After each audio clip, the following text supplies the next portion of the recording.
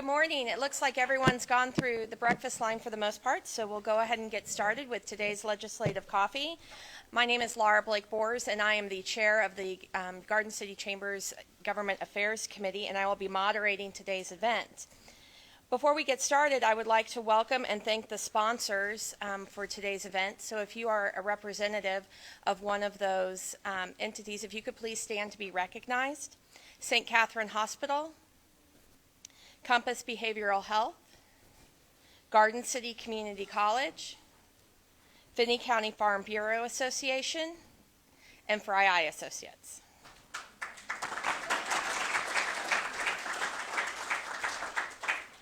I would also like to thank the Board of Directors for the Garden City Area Chamber of Commerce for their time and commitment. If you are a member of that board, if you could please stand to be recognized and introduce yourself. Matt, do you want to? Oh, sorry, Maxie.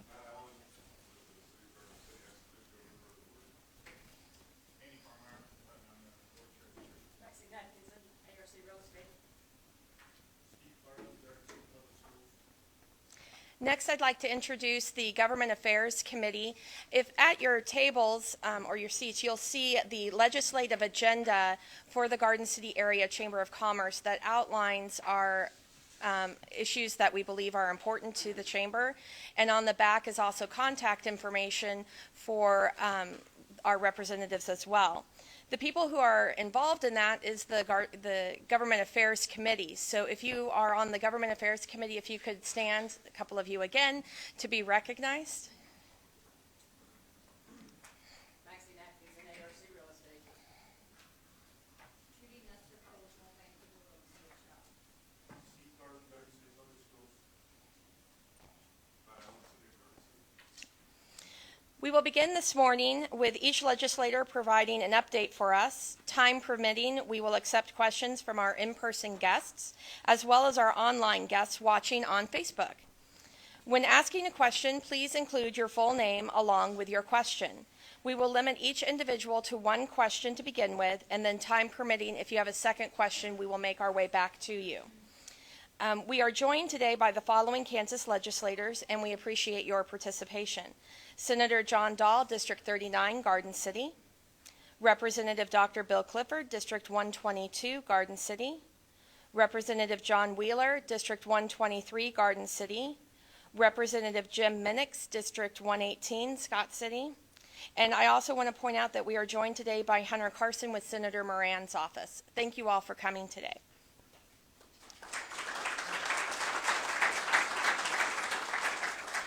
At this time, I would like to ask each legislator to provide a brief update, and I'm not sure if it was arm twisting, rock, paper, scissors, or what, but Representative Minix drew the short end of the straw and will be starting us off today.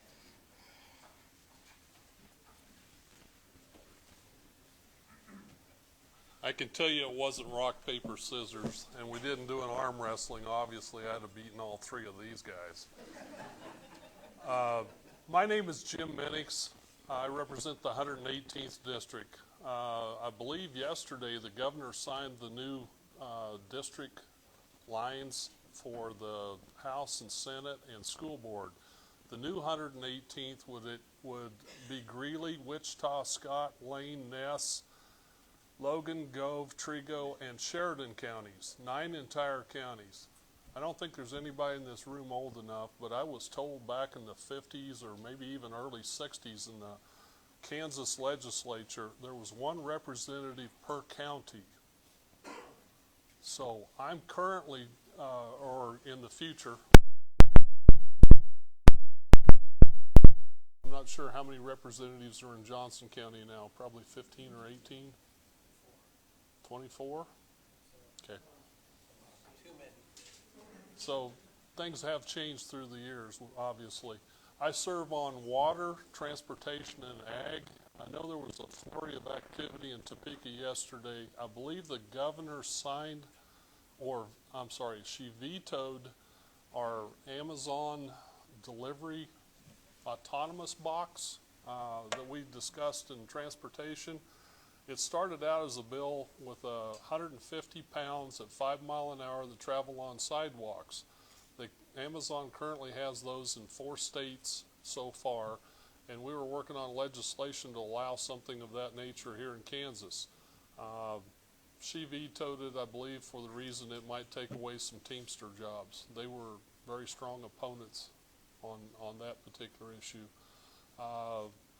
In the Ag Committee, we did pass a fake meat bill, and it went through the House. I don't think it's done anything in the Senate. I don't believe they've taken it up yet. But if you have questions on water, transportation, or ag, I'd be happy to talk with you. Thank you.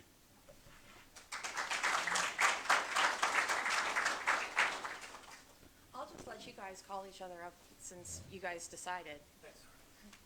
Yeah, Representative Bill Clifford, District 122. While we're talking about redistricting, I will actually lose Greeley and Hamilton counties on the west, and I'll pick up Hodgeman and Pawnee County.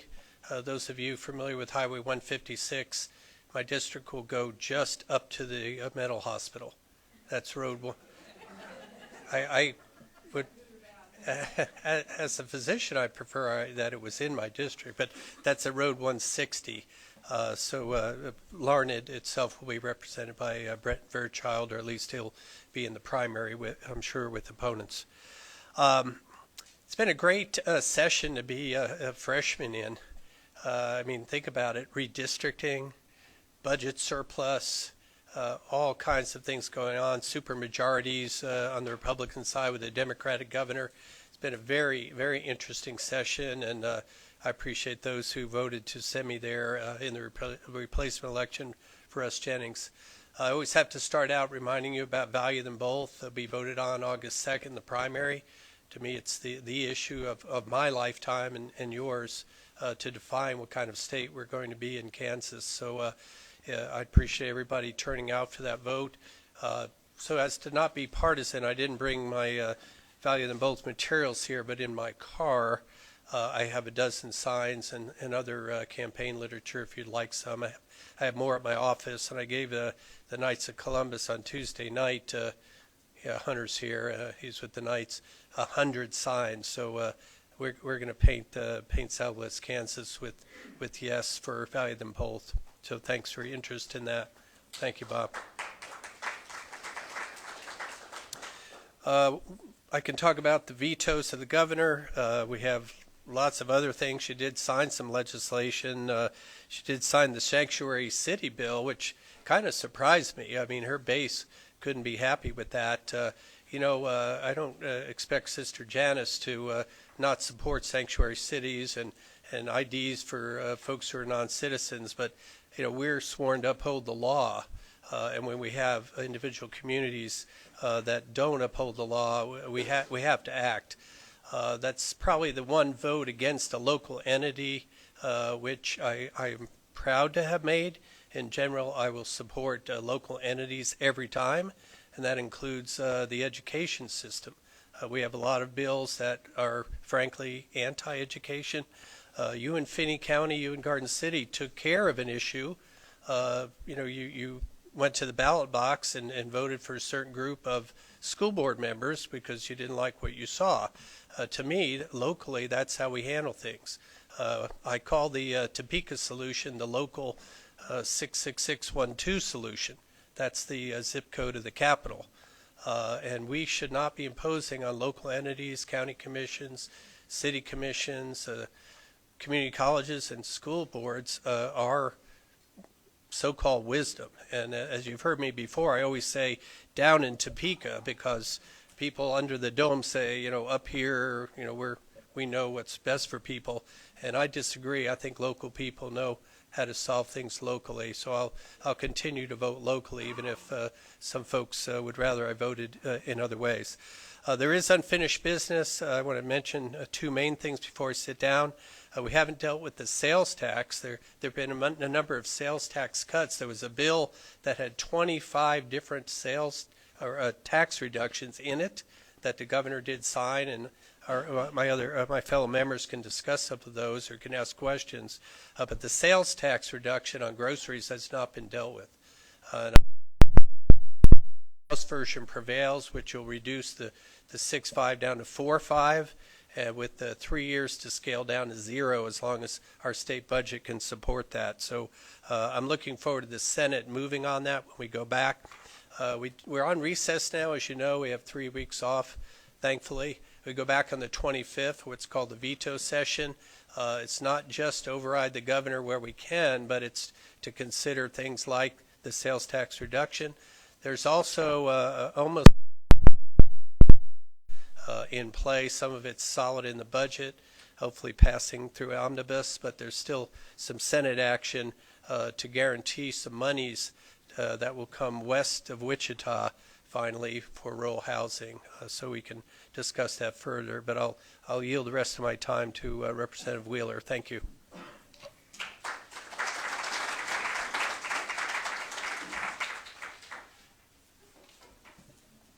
Representative Clifford, I didn't want to be next.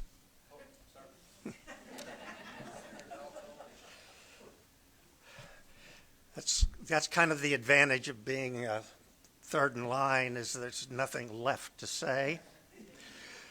Before I forget, I do want to make a clarification of something that I said in the last forum. In the last forum, I mentioned that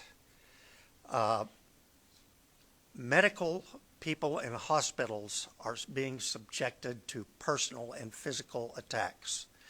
And we have a bill in the legislature. Quite frankly, I'm not really sure if it's completely passed yet.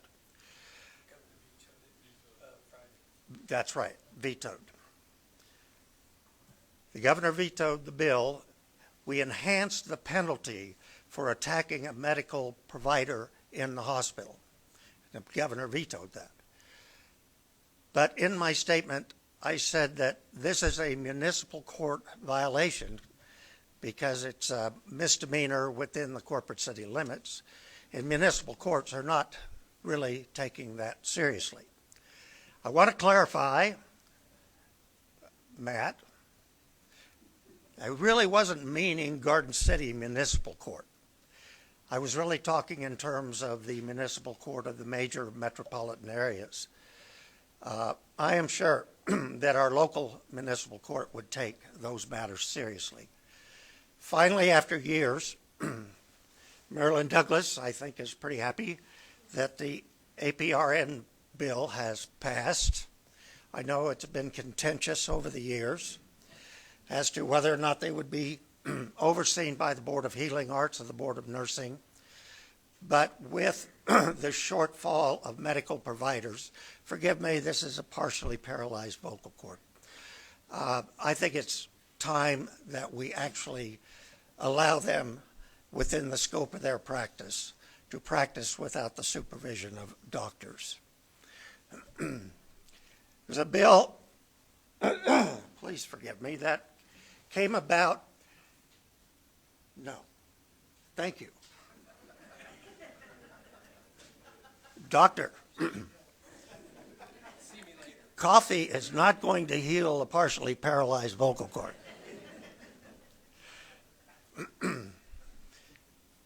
We waived the midnight rule on the last day and went till after 1 o'clock in the morning doing virtually nothing.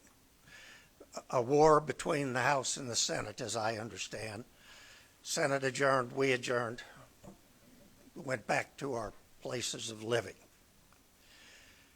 We, before that, in the House, passed internet gambling, that there has been a push for this for years. Other states have had it. However, when you talk in terms of transparency, we sure didn't have it on that bill. Before we go on to floor in the House, and I presume in the Senate, Lord only knows what they do,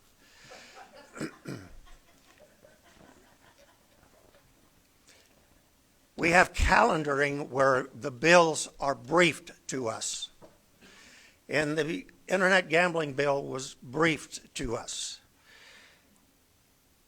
What we had is a bill that gave the right to control internet gambling to the 4 casinos. The casinos are under a contract with the state that if it's a gambling issue, the casinos get it. But the thing is, 80% of the income goes to the casinos and 20% to the state. That's ridiculous. Other states, it's 50 to 69% to the state. I don't know how we so well negotiated a 20% return. But hidden in this, and subject to a last-minute amendment requested by leadership, was a provision that of the state's share, 80% of that will go into a special fund controlled not by the legislatures, both bodies, but by the Leadership Council for the construction of a professional sporting arena. Surprise, 1 o'clock in the morning, surprise, that's not the way we govern. I'm amazed that that passed the House. It did. It's not passed the Senate yet. And with that, I just defer my time to the good senator.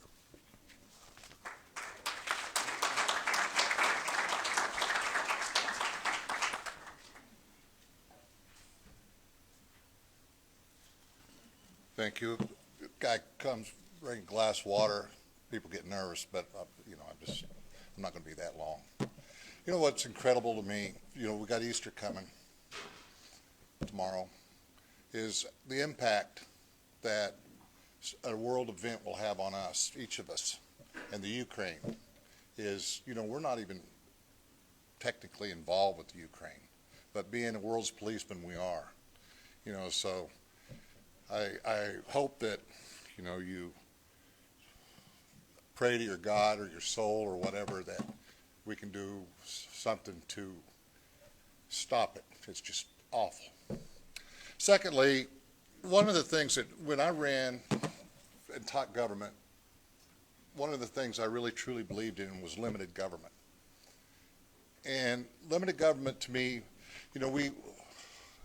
we pass bills that are essential to pass, but we allow people to do their own thing. I used this analogy on the floor in the Senate. We all know when Will Smith slapped Chris Rock. And I said, Will Smith is like the state legislature. Chris Rock is like local government. We're just slapping them around. But I truly want to thank the people in local government because we keep stepping on you and stepping on you and stepping on you and not allowing you to do your job, and we keep overstepping our bounds as a state legislature. And I think we've seen it like with the Parents' Bill of Rights. All those things, that's not our job. That's the state school board's job. We do jobs, the transgender bill, that's Keisha's job. That being said, the only vote that I'm going to vote to override the veto is the Parents' Bill of Rights. That's just wrong. I can't justify it at all. I talked to leadership about the transgender bill. Last year I didn't understand it. I talked to 20 people. I try to research bills as well as I can, and I didn't understand it, neither did leadership, because I went and talked to Ty. I said, here's where this is at. And we didn't understand it. And so I voted against it on the floor because it included elementary kids, K through 4. Those kids are troubled kids for the most part. You hate to stereotype, but we're just, and then we throw something at them like this. At K through 4, it shouldn't be in that bill, but it was. We had the strangest ending that I have ever seen. The House, we were in caucus. We'd go to caucus. We were talking about the sports betting bill because the House had just passed it, and one other bill. I think it was food sales tax bill. This was at 1:30 in the morning.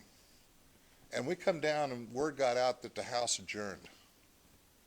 We have already caucused on that. There's no more debate. You caucus on it, you vote, period. It's it. It's another 10 minutes. We just picked up our ball and went home. We didn't vote on it. We just said, we're done, and we leave. I talked to people who've been there for over 40 years. I said, have you ever seen anything like that, ever? They just started laughing. No, there's been a lot of new things that happened here. I look forward to your questions.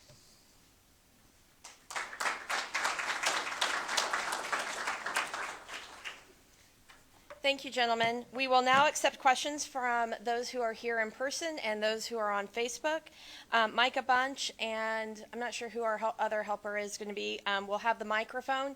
If you could please raise your hand, wait for the microphone to get with you before you start speaking. That way everyone can hear you as well as those on Facebook. So if you, and as a reminder, also please state your full name when you are asking your question. So we will start. Dr. Hannigan.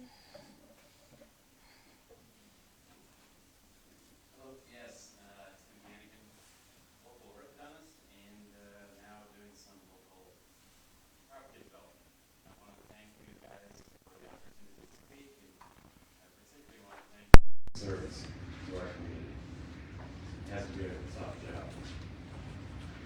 I'm here to talk about the $100 million that the state took from federal COVID money and designated for economic development by first forming a granting committee with the name the Base Grant Committee. The Base Grant Committee took applications from all across the state with the criteria that these applications would be considered if the application or the applicant was likely to spur immediate economic growth in the state of Kansas. I applied for base grant money and was declined. Which makes sense, right? Because in a grant situation, if my application wasn't the best, it should not be funded. But when I looked at the applicants that were funded, particularly on the east part of the state, something didn't smell right to me. And the smell got stronger when I realized that the western one-third of Kansas only received 2 grant designations for less than $500,000 out of a fund of $100 million. The smell became overwhelming when I began to hear that the rationale for not granting in the western part of the state is because Kansas leadership wrote into the budget a $30 million giveaway for a dairy processing plant in Dodge. And part of the reason I have a hard time stomaching the smell is because that dairy processing plant came to Garden first, and we declined to use our economic development tools because their economic model wasn't viable. They didn't have the milk, and they were producing a product that was already for a market that was saturated. I'm a local guy who earned his money in the state of Kansas and is trying to reinvest my money right here locally. That dairy processing plant is from California. They're not taking their profits and reinvesting them locally. They're taking the money to California. I gotta say, gentlemen, my smell is probably off a little bit since I caught the COVID. And I'm just here to ask you if this smells to you as well.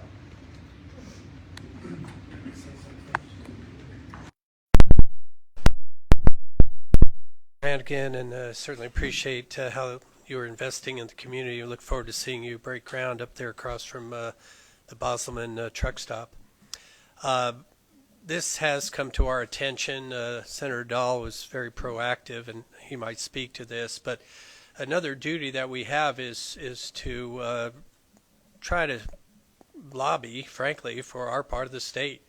We're outnumbered, as you heard earlier, on representation, but we can be squeaky wheels, and I know certainly Senator Dahl is, because he knows everyone. But I heard about this. I talked to Lana. I saw the map of 0.5% coming to western Kansas, and I wrote to the legislative coordinator for Department of Commerce, Rachel Wilson, saying, what's up? So I did hear the same answer, that Dodge received that large grant towards the milk process cheese plant.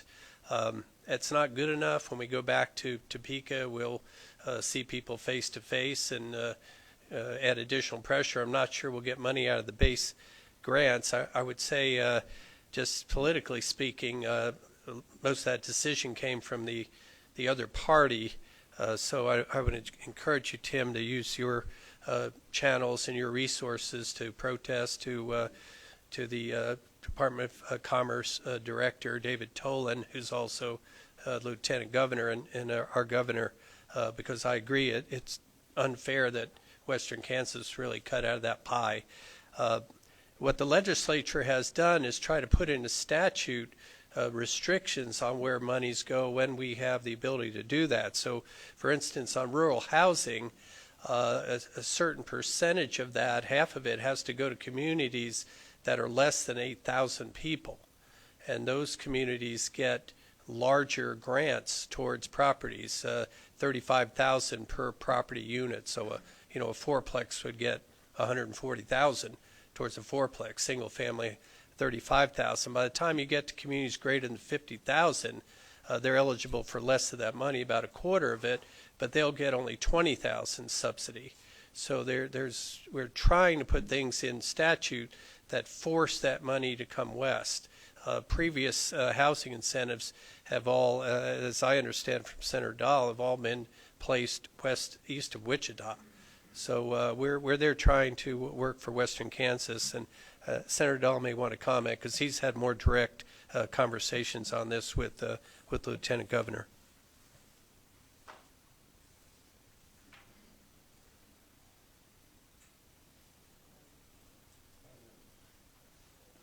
Couple things first. Tim, thank you for your service to the school board when you were serving on the school board. And secondly, I love that KSU thing there. How about them Jayhawks, huh? As national champions. That's great. You were for them, right, Chris? Law? Yeah. If you guys recall, I think it was 4 years ago, I let my hair grow long and my beard.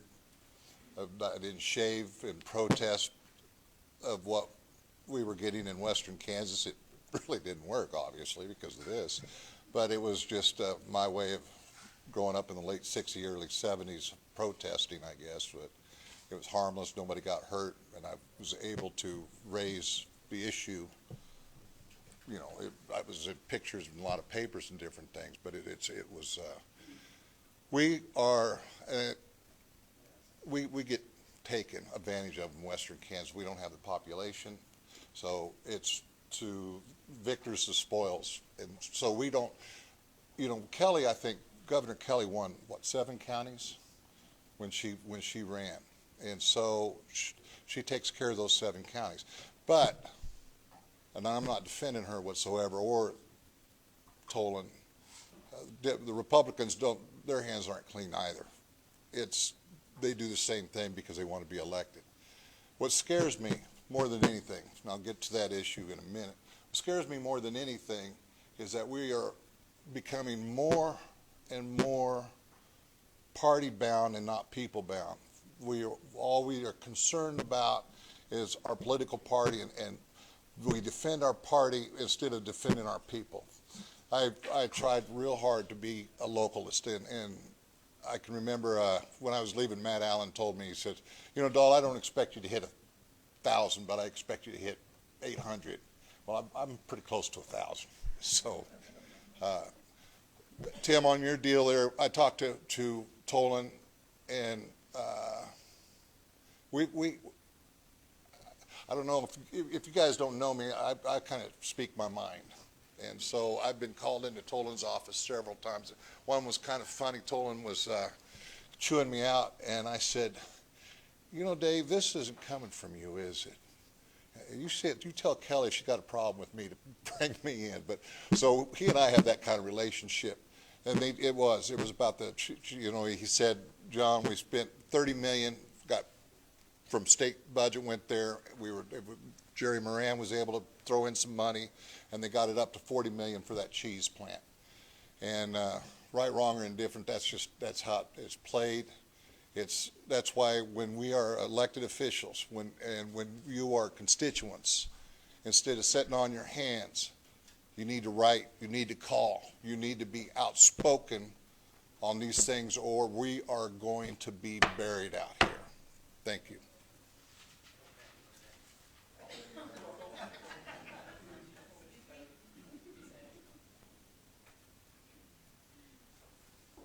Other questions? Could you hold the mic close to your mouth, please? Thank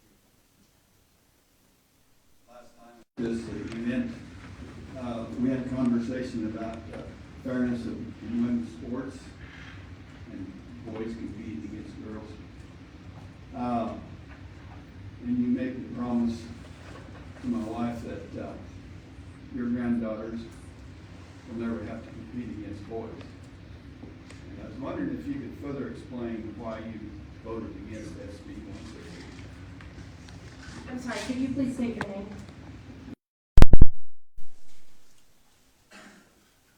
Doug, when we did this bill, I offered 3 amendments, and I told Ty Masterson, who's the president, he and I have an unbelievable good relationship. I went and talked to him, and I told him about these amendments. I knew they had no chance, but it was. I told him that on the veto, because it was going to pass, and I told him on the veto override that I will be with them on that veto override. And coming back as to elementary kids, I had 2 students that killed themselves. And K through 4, one of my amendments was K through 4, that elementary is not put in this bill. You know, and it failed. And I knew it would. But that was the reason I voted against it, was that protest on that. But I knew it was going to pass. At the end of the day, I'm with you, so that I know that it won't get to 2/3 because I'm that key vote on that. I think me and McGinn and Dietrich, and I give you my word, I won't vote for the override. So it was my way of protesting, and it was for children, for the elementary. If they had had elementary in it, I would have been fine with it. If that wouldn't have been in the bill. I just want to comment on the political math, Doug. And again, John has suggested citizens being involved, and it matters. We'll go back on the 25th for the veto session, and I'm sure this is one that will be considered. On the Senate side, the vote was 25-3 with 2 Republicans against and 2 Republicans absent. So there are 4 Republican votes to get that to 27 for an override from the Senate side. On the House side, we're a little short, 74-39. We had 5 Republicans against, 5 absent. We had a lot of absences the last week of our session. So, you know, the math is there to get to 84 in the House for an override. But you need to go to the legislative website, look at those bills, look at the votes, and target those legislators who voted the other way to see if we can override the governor on that and anything else you're interested. I have the math on a number of bills that the governor vetoed. I won't go into all of them, but I think we do need to get that civil liability protection for healthcare workers and that legislation in there for sanction and criminal sanction against folks who literally attack healthcare workers. Unfortunately, it was tied to some COVID ivermectin language, and that was actually the reason the governor vetoed it. So I think if we get either a clean bill or an override on that one, we'll get the protection for healthcare workers, which they certainly deserve.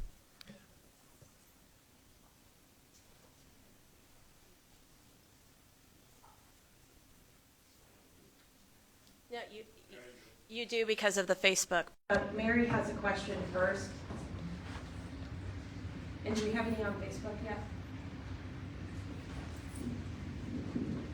Mary Buckley. I wasn't here at the last Mount County legislature, but the one before, one of you that was here said, don't send an email because there were so many who didn't read them. What is the best way if we want to have our voices heard by you? What is the best way? If you live in my region, or you live near my region, I want your emails. I want them. I don't want emails from Perry Village or Olathe. So first thing I do is I scroll to the bottom and see where it's at. And if it's somebody that's from Wichita, it's gone because we get so many. But please do, and I want to make this very clear, we want your emails. I think I can speak for all of them if you are within our district or close to our district. But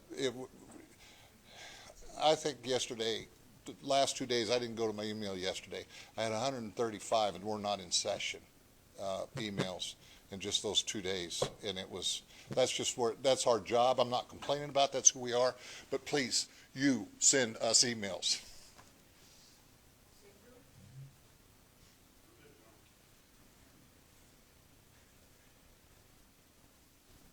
I'm not sure, Mary, but I may have been the one that said that. My emails are on my phone. I spent yesterday deleting, and the day before. Today I have 1,714 emails. I watch your emails. I scroll through, and if I recognize something, I'm going to be looking at it. But I also suggest this to people. If you go to the legislative website, my phone number is on there, and my cell phone is on there as well. And if you want my cell phone, I will give you my number. Send me a text saying I sent you an email. We're now a texting society, which I am disgusted with. I have to text my daughters to see if I can call them. But you have to recognize the reality of it, and that's the best way. Plus, you can call my OA, and my OA will give me the message, and I will call you back. I will always call you back. Thank you very much.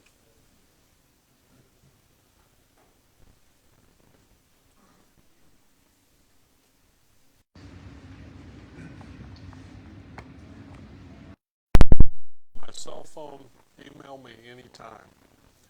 I would highly recommend that you do it on a personal basis and not some type of, you just signed on the bottom of a sheet of paper at a fair somewhere, that we get these robo form emails. We get hundreds of those in a day. Here a while back, I can't remember, I think it was before, early days of the Value Them Both deal. I was getting up to 2,000 emails in a day. I'm a very strong supporter of that amendment, and I want to tell everybody here, May 19th in Scott City at St. Joseph Catholic Church, I believe at 7 p.m., we're going to have some people out from Kansas for Life and the Catholic Conference to explain exactly what that amendment vote will be in August, and you're all welcome to come. We've kind of danced around a few things here earlier, and it kind of applies to your question, Mary, that these bills change quite a bit. The Parent Bill of Rights, when I first saw that bill, I was absolutely against it. It was a slap in the face of local school boards and teachers. And as time's gone along, that's been changed and modified and watered down a little bit. If you look at that original vote or bill number and what it's become, it's changed quite a bit. And then as legislators, we were facing that last night. We were almost to get to the K through 12 education budget. And I believe there's about 15 different bills that were thrown on that deal with policy. And some of those are not good. They're not pro-public education in many ways. I may have to take a vote against K through 12 budget, and yet I strongly support what it is doing. It fulfills the Gannon deal. It's a slam dunk in the legislature, but with all those other things decorated on that bill, at the time, I may have to take a gamble and vote no on it and let it go back to conference committee and let them peel off a policy issue or two, come back. If they get enough off of it, I'll vote for it. If not, it's going back and we're going to have to peel off some more things. There's a lot of dynamics going on all the time, and it's a liquid environment and things are changing. I think these guys here would tell you we rarely get a real simple bill, especially here at the end of the session. Something that you can just simply vote up or down on a single issue. These things get decorated up to the point. You can see the headlines on, and our votes will all be tabulated, and you can go online and see how we voted on things. Don't misunderstand, occasionally we vote against something that later on we vote for. And in the meantime, you have to know that, let's say 8 policy things were stripped out of a K through 12 education bill. That happens quite a bit. Thank you.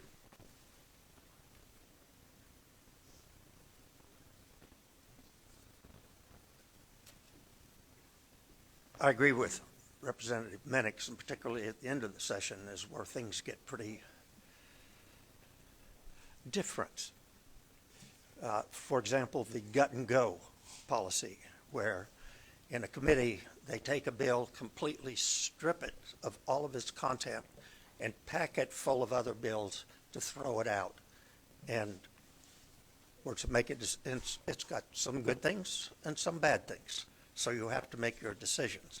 I will say, and particularly with regard to our value them both amendment, my position on abortion is strong, but I am also greatly influenced by the fact that I am an attorney at law. And when I raised my hand and swore before the Supreme Court, when I raised my hand and swore before the state legislature, before the Board of County Commissioners, when I swore to become county attorney, I would uphold and defend the Constitution of the United States, the laws of the United States, the Constitution of the state of Kansas, and the laws of the state of Kansas. I swore in the name of God that I would do that. When Value Them Both first came up, it came up to place it on the primary ballot and not the general election. The reason for that is very partisan, is because typically Democrats don't turn out for primaries because they don't have anybody to vote for. So let's get it on the primary ballot where we can get the Republicans to turn out and we'll pass Value Them Both. Well, okay, that's a policy, that's a maneuver. However, the Constitution of the state of Kansas said constitutional amendments can only be on the general election or for a special election called therefor. Well, word got back to the Senate that Wheeler over on the House was complaining about that and voted against it on a few occasions, not because of the merits, because it was illegal. So the Senate passed an amendment saying, we're going to declare the August primary of this year a special election, and we're going to put this on. Well, now we have another constitutional amendment on there. What was it, Bill? One sheriff, one county, which is going after Johnson County. And I think we have another one pending whether we'll put it on. Now the question comes down to this, and believe me, I'm not going to be involved in any litigation. Is this primary election a special election called therefor, or is it a primary election where you elect candidates and you happen to just throw a constitutional amendment on it? Now, please don't take what I'm saying as stating that I am pro-abortion, because I am not. I'm pro-life. But we have legal issues here, and it's concerning to me, and I hope that it works out well. I just wanted to mention that. Early on, I voted no until the Senate amended. And Representative Wheeler does point out that, that there's seldom clean legislation, although we did vote the Sandhill plum the state fruit, and there was nothing else on that bill, thank God. It wasn't like medical marijuana attached to it, but those sorts of things happen. I wanted to get back to a little bit to unfinished business. As you heard, we haven't passed K-12, and there's policy in there, and things like if your students don't reach a certain level in math, you have to use a proprietary program online called Math Nation.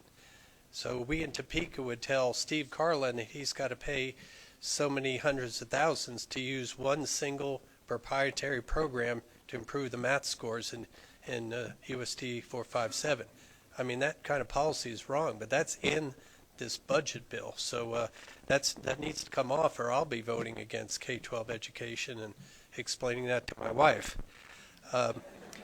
There's another piece of unfinished business, and it has interesting politics behind it.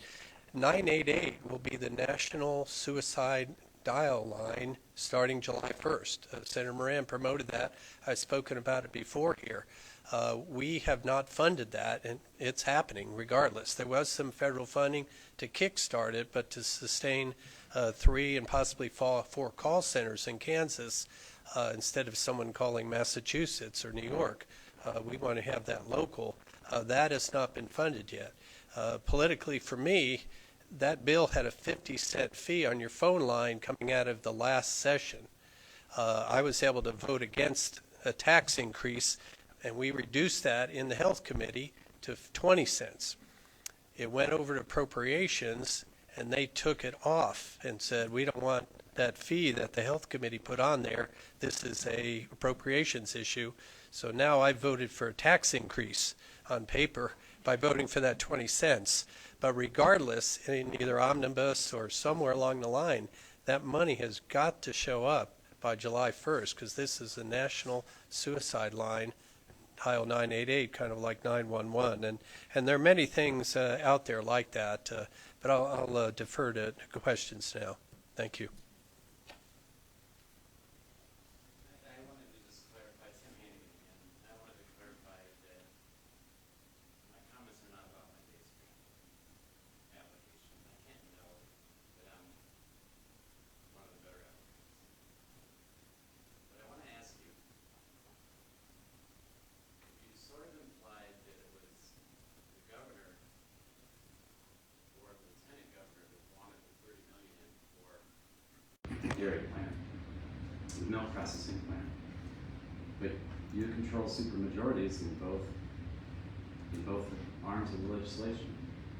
So it had to be party leadership that wanted this in there. And now, given how that dairy plant has affected base grant awards for the entire western 1/3 of the state, and the dairy plant itself has already been judged by our local community as not worthy of using our economic development tools, would you each individually encourage the governor to line item veto that dairy processing plant?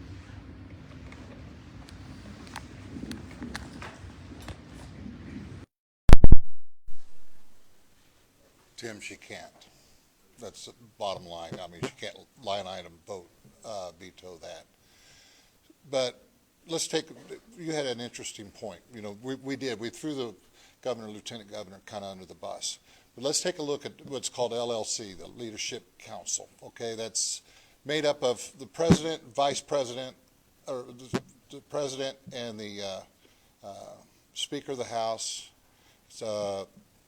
the majority leader, minority leader, both houses. Let's take the Senate. Ty Masterson, he's from Andover. The majority leader is from Winfield. In the House side, we're talking about Ron Reichman, who is from Kansas City, Olathe.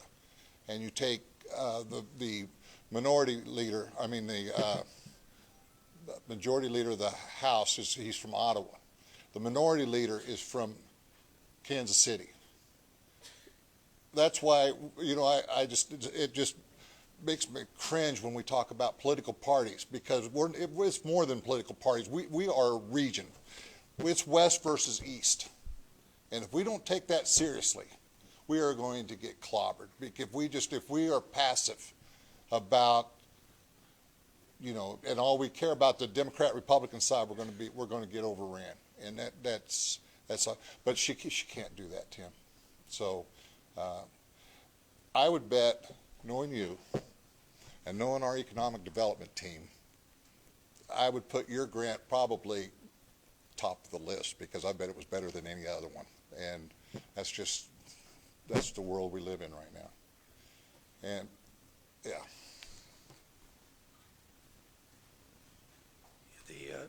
The explanation to us was that it was already budgeted Department of Commerce monies that they carved out for the cheese plant. So that's why they didn't want it to appear. They couldn't take $35 million for one project in western Kansas out of the $100 million. And I kind of get that, but so they said they went to their own budget and carved out funds. So it really isn't a line in this coming budget. When I called, I reminded them, my district extends almost an hour and a half past Garden, or 2.5 hours past Dodge City. But they don't really have the perspective we have of western Kansas. So we'll do what we can. I would encourage citizens to do what you can to talk to the Department of Commerce. Thanks.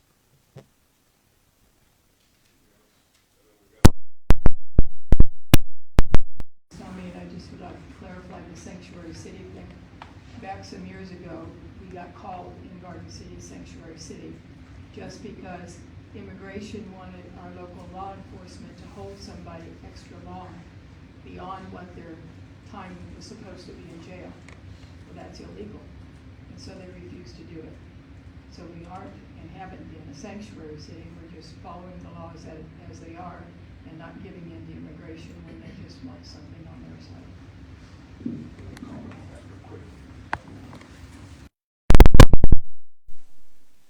Matt Allen told me something that I've been using. Old basketball coach, you never invent anything, you just steal stuff. And he made this comment, sanctuary city. First of all, it's not a sanctuary, and second of all, it's not a city, it's the counties. And so I like to use that. I called Derek Schmidt's office as soon as this came out, and I said, Derek, do you consider Finney County a sanctuary county? And he said, absolutely not. This is more dealing with, and I'll vote against this bill regardless, but it's more about ID cards. It's not about ICE coming in and holding people. It's not that part, but in my mind it leads to that. And we're so short of workers now. That's a bill I couldn't understand the governor vetoing, is that, we're at a 2.5% unemployment rate, and she vetoed the bill that forces people to get back to work if they're able, and she vetoed that. I think anybody who is able to work needs to be working, but if they can't, they shouldn't, if they can't work.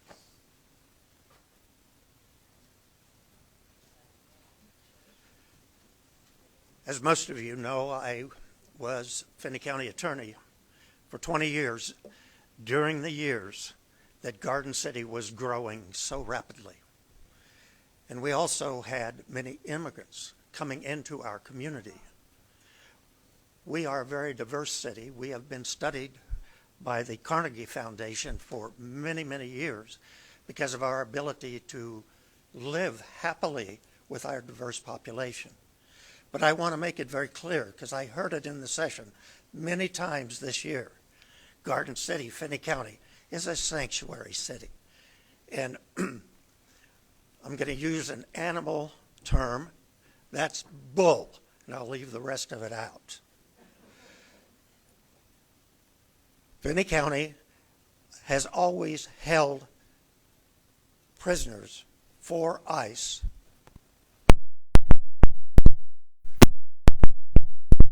could hold, as Sister suggested. We also, when there is an immigration warrant out, we notify ICE to come get the prisoner. It's always been that way.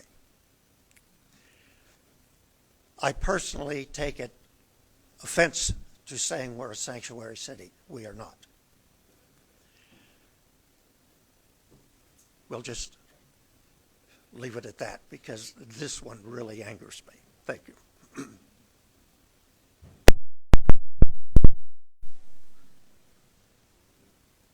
name is Betsy Roberts. This question is for Mr. Gall. If you could explain, you said that you are not for parental choice, the bill for parental choice. If you could explain.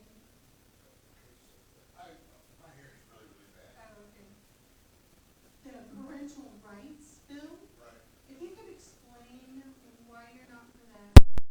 The reason why I ask is because I spoke to the school board members about that bill, and they said that they already followed that.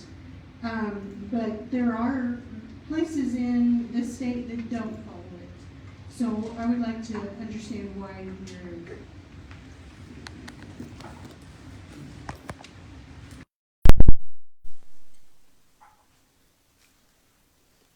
First of all, I believe in limited government, strongly believe in limited government. That's not our area.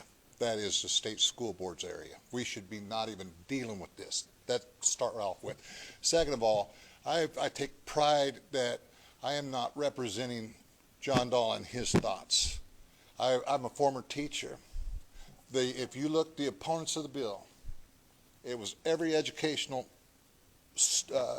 group that was against this bill. And I think the KNEA, State School Board, all of those functions know a heck of a lot more about education than we do. And so when they are opposed to the bill, I'm going to be opposed to it. So it's not really how I feel about it. It's how I feel about the KNEA or the teachers, the principals, the teachers that are not in KNEA that called me on this.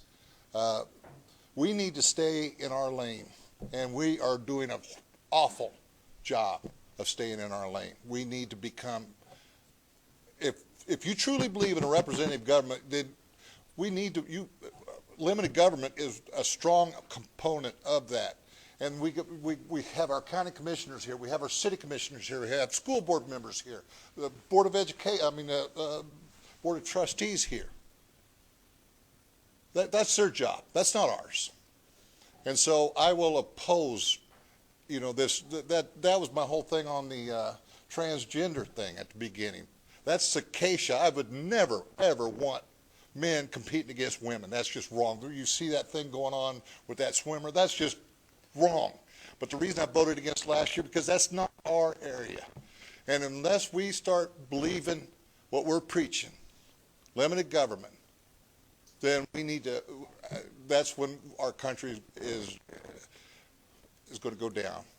We have to, so that's it. Limited government, I'm sorry I got emotional about it, but you check the opponents, you check the people who are proponents, that bill, that's all I needed to see. I read the bill, but that's all I needed to see for the most part.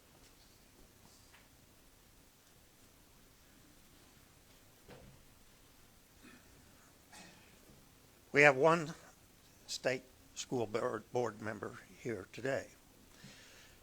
This is going back to the lawyer in me. The state school board did not just happen to come about. The state school board exists because it was a constitutionally created body to handle policy of education in this state. It's a constitutional body with a duty and an obligation. The duty and obligation that we are seeing now, and why there is short-temperedness here, is because everything that has been happening this year is we're going to run the entire state on the third floor of the State House. That's the Senate and the House.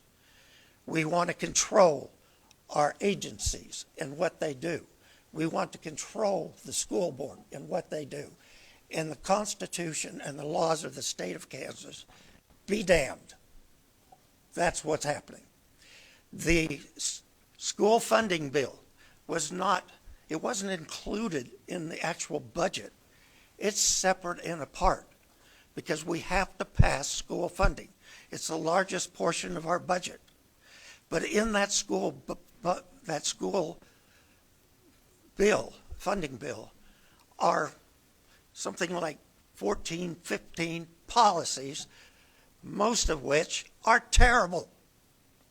But if you want to pass a school funding, you got to do it our way.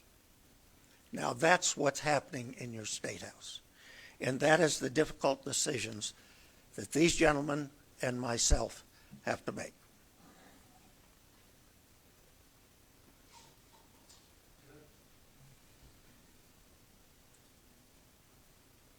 Because this bothers me, because I'm all about kids. And when the governor comes out and says, we're fully funding education, that's a lie. It's not true. We fund special education at 68 to 70%. Statutorily, it is supposed to be at 92%. So we have a $3 billion surplus right now. So we're doing this and doing that. How about following the law, the statutes, and get special ed funded where it's supposed to be?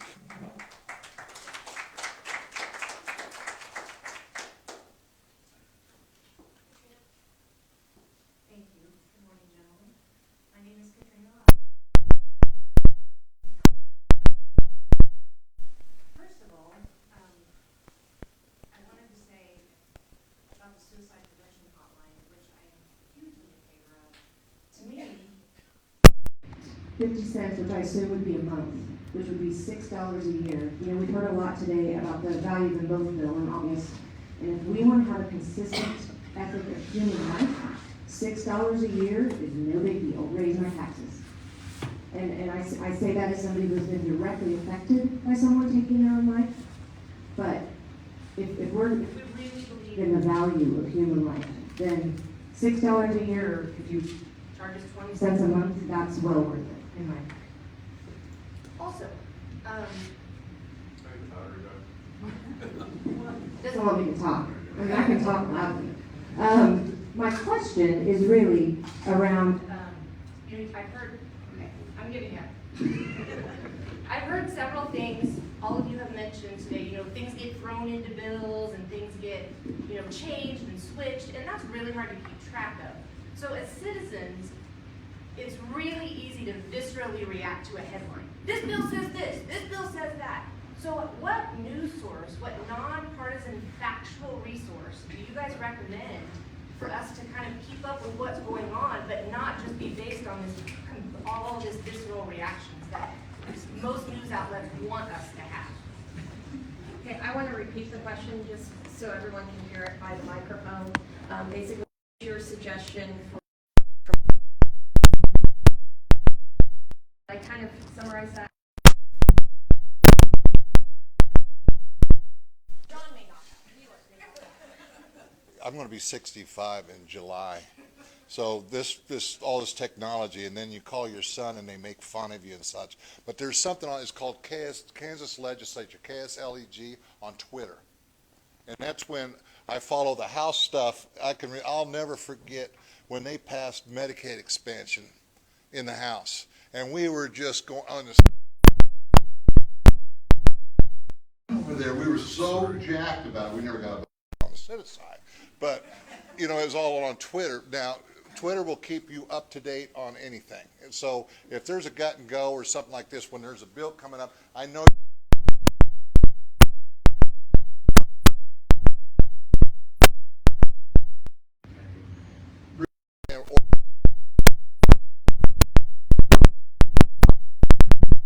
never tweeted.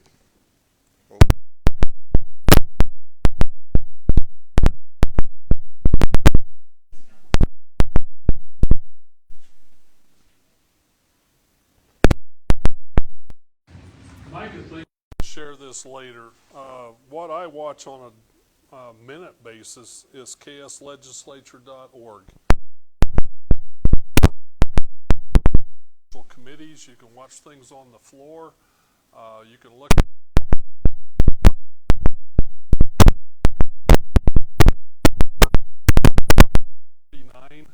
was signed by the governor on Thursday. We're going to get about 20 homes for the 20 mil state school finance levy. That's quite a few dollars, folks. We finally, within that bill, there's something for sales tax exemption for fencing products for the people that were affected in that 4-county fire and many of the other fires across Kansas here.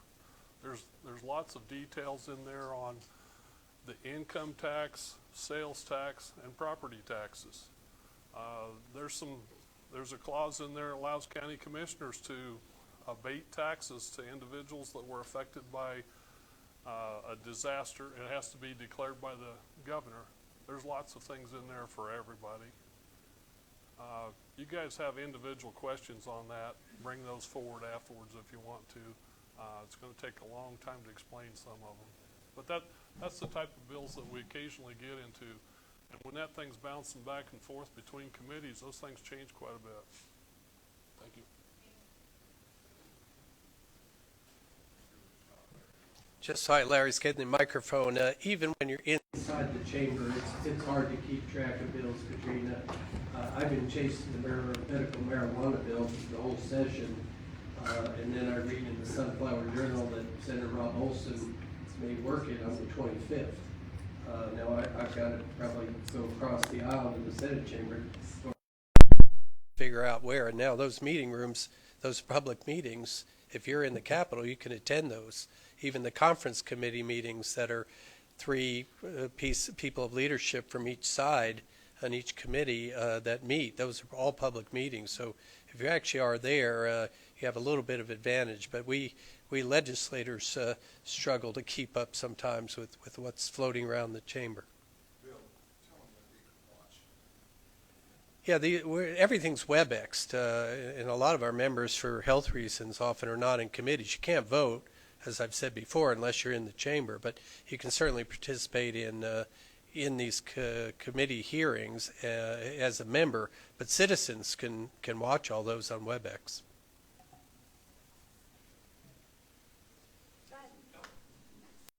Larry Jones, Finney County Commissioner.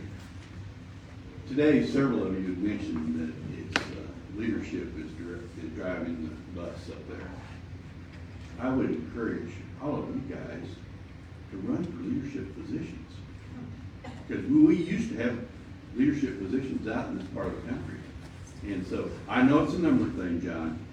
Well, I got something else too. But I think, that's what we're always gonna be outnumbered. And I've always said, money and water flows east in Kansas. In recent history, we've had one person in leadership, that was Don Heineman. He served 2 years and was booted out. In order to be in leadership, you gotta sell your soul, and I'm not gonna do it. You gotta hold your nose and vote on some awful, awful things, and I'm not gonna do it. I was asked to be a chairman of Commerce, for example. And like I said, I want to do it. And he goes, why? And I said, because you're going to have to find 10 people that will know that I'm a chairman of Commerce, and there's going to be 1,000 know that you can me. He goes, oh, no, John, I won't fire you. I know how you roll. I said, your caucus, there's always caucuses within the caucus. The Truth Caucus would have forced Ty to fire me on the first time that I don't vote how they want voted. So, Larry, there's no way for, maybe some of us are going to be in leadership someday, but I'll never sell my soul for a leadership position. Yeah, there is a math there, and I'm on record now as voting against Medicaid funding, right? And I'm a physician, and my district wants Medicaid expansion. All my hospitals do, and I participate in the Medicaid program as a physician, and frankly, I'd rather see people for free rather than do the paperwork sometimes. But I have to vote no because it's already dead on arrival with our leadership. But when the day comes when we can get that pushed through, I'll be there for my district. I have a chance to be at least vice chair on the healthcare committee in the next session if you send me back. And if Brenda Landwehr, the current chair, goes in the Schmidt administration, there are a lot of dominoes to advancing. But I could be criticized for that vote to take the funding out to implement Medicaid expansion, but I already know, given the current composition of leadership, it's dead on arrival. But I want to survive for another day. Now, I'm not going to take votes against my own principles like local government and the right to life and the Second Amendment. But yeah, we're running the math about every vote when we're there. But we're there for you first. But sometimes there are other agendas there, Larry, and hopefully I'll survive to move up. While we look for other, go ahead.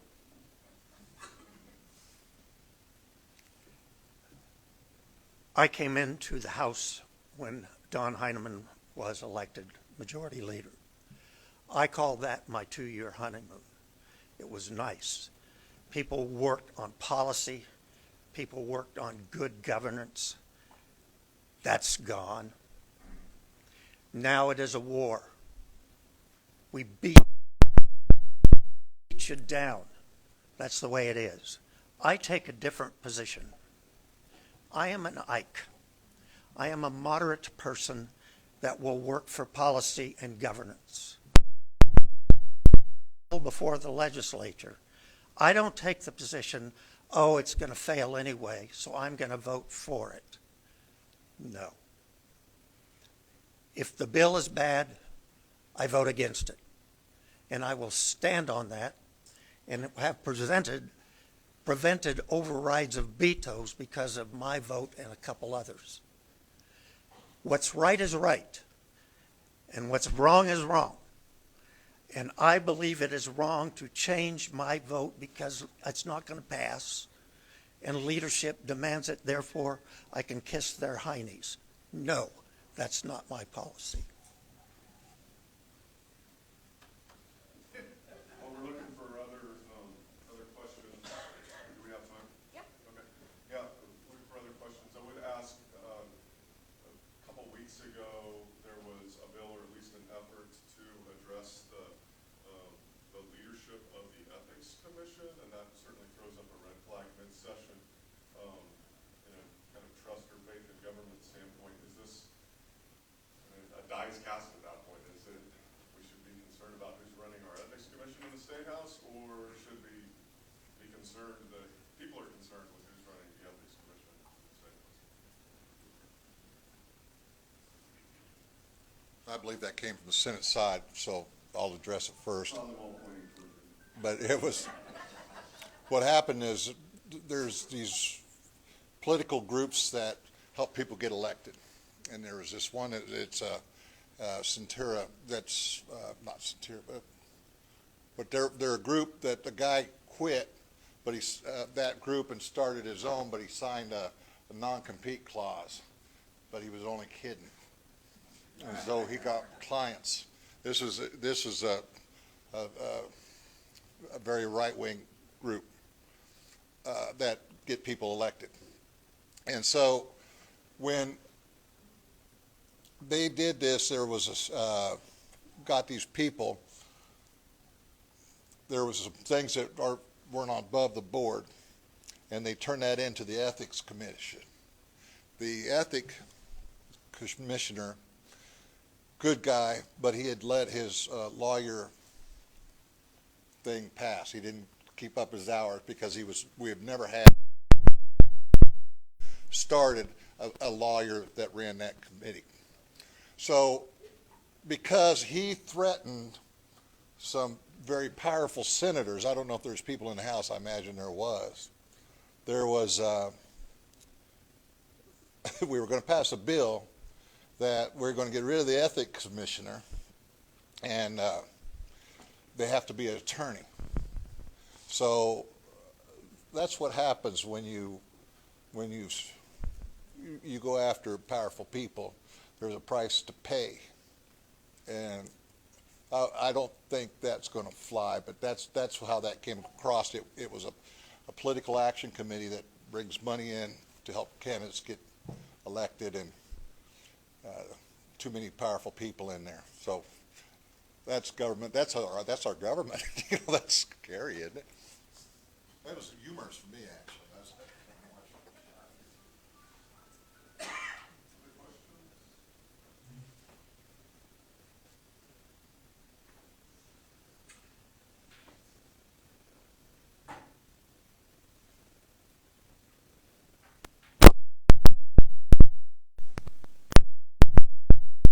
This is a question on, the bill that the, governor is, having vetoed, and it's about the public assistant with food stamps for able-bodied.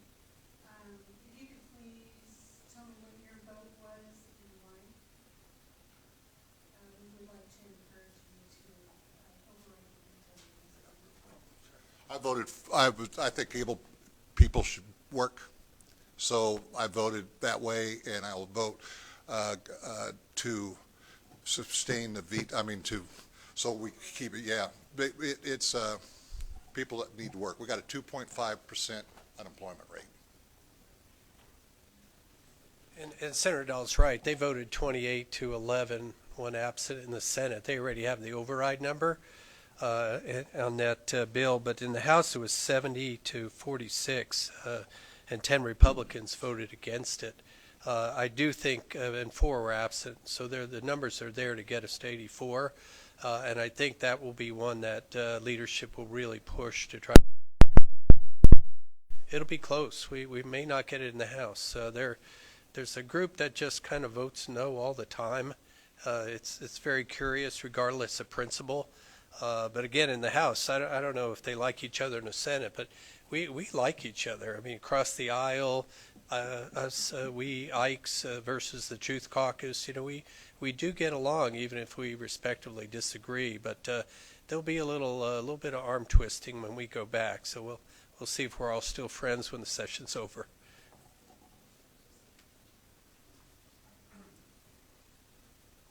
I'm not going to take any time. I voted aye. I did also.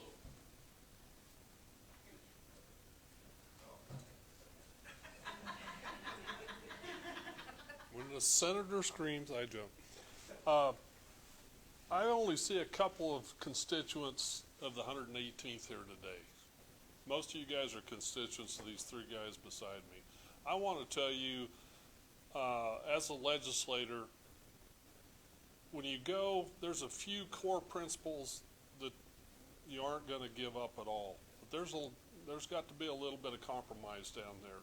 And these guys have done a really good job of disagreeing with some powers on things and yet not being disagreeable.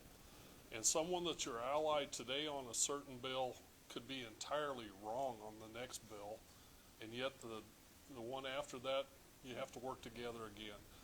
I think you guys have elected some very good people here and done a good job for you. I'm just in my 2nd year, in my 1st term, and I'm still learning, and there's a lot to learn down there every day. But I commend you for the people that you sent to Topeka to represent Western Kansas.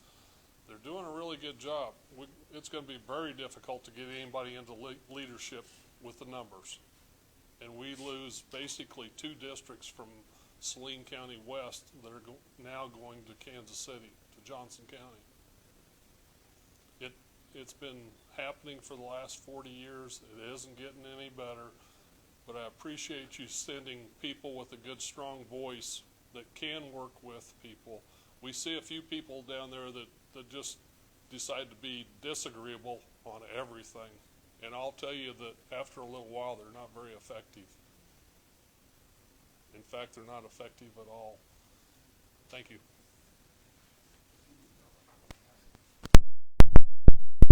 Representatives probably need to go on to other events, but usually they stay around a little bit. Not today? Okay. Great.